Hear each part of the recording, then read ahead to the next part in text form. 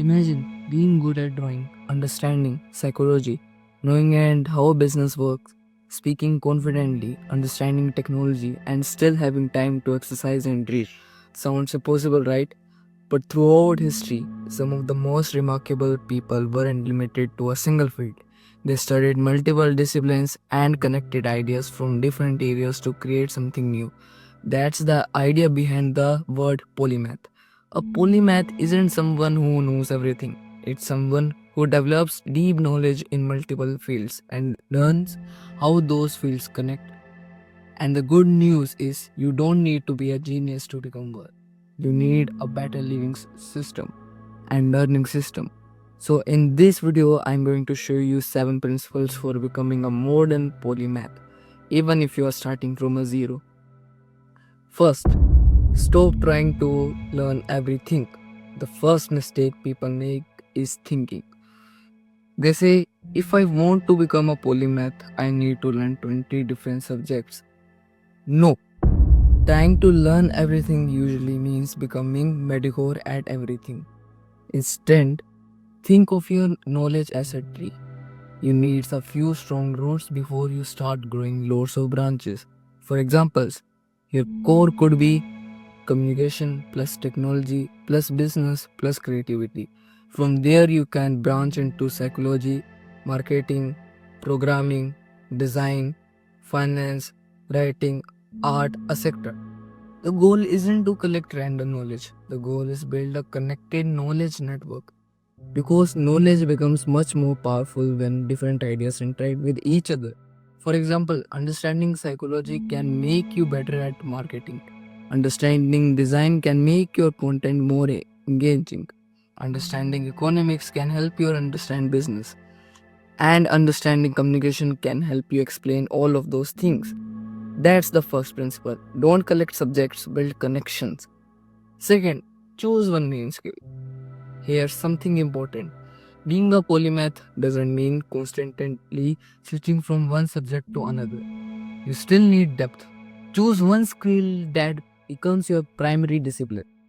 Call it your anchor skill. Second, choose one main skill. Here's something important. Being a polymath doesn't mean constantly switching from one subject to another. You still need depth. Choose one skill that becomes your primary discipline. Call it your anchor skill. Maybe it's programming, writing, business, art, engineering, science, or filmmaking. Spend the majority of your serious learning time developing this skill. Then use other subjects as supporting disciplines. For example, imagine your anchor skill is content creation. You could learn psychology to understand attention, writing to create better scripts, video editing to improve presentation, marketing to reach more people, business to monetize your audience, design to create better thumbnails. Now you aren't learning 6 unrelated skills. You are creating a skill ecosystem. That's much more powerful. Think one deep skill plus several complementary skills. Third part. Learn how to learn. The third principle might be most important. If you want to become a polymath, don't just learn subjects. Learn how learning works. Because once you understand how to learn efficiently, every future skills become easier.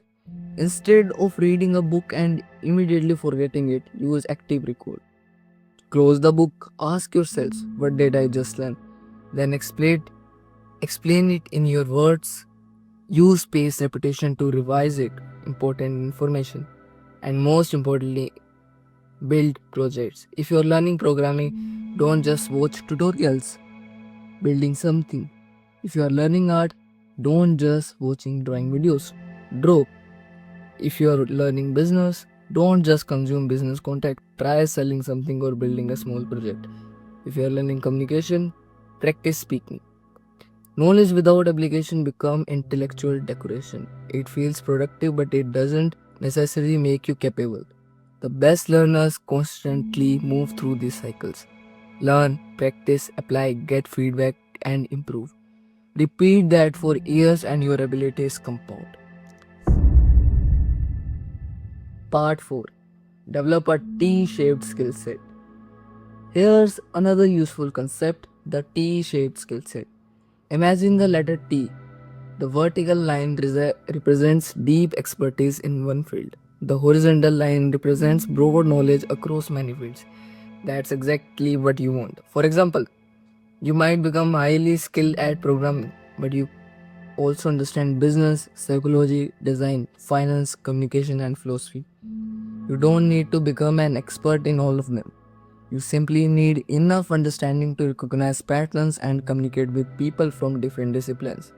This is where something fascinating happens. You start noticing connections that other people might miss. You realize that a concept from psychology can improve your marketing. A concept from biology can inspire engineering. A concept from economics can explain everyday behavior. A concept from art can improve your storytelling. This ability to transfer ideas between disciplines is one of the biggest advantages of becoming a polymath.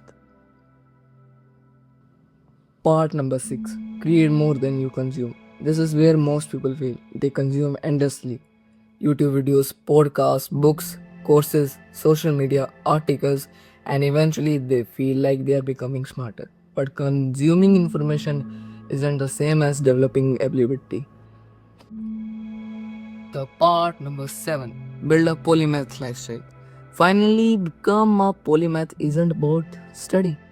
It's about building a lifestyle that supports curiosity. Take care of your body, exercise regularly, get enough sleep, spend time away from your phone, develop your ability to concentrate, talk to people who know things you don't, explore unfamiliar subjects, ask questions, and most importantly, protect your curiosity. You don't have to turn your entire life into studying. In fact, some of your best ideas may come when you're walking, exercising, drawing, traveling, or simply thinking. Your brain needs input, practice, and recovery. So instead of it trying to become a productivity machine, become a curious human being with a discipline system. The modern polymath system you need to build. So let's put together everything. Here's a simple system you can start today. Choose one anchor skill, then choose 3 to 5 supporting disciplines.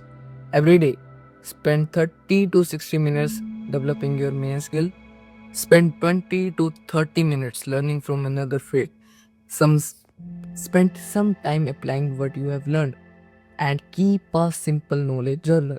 Whenever you discover an interesting idea, write it down.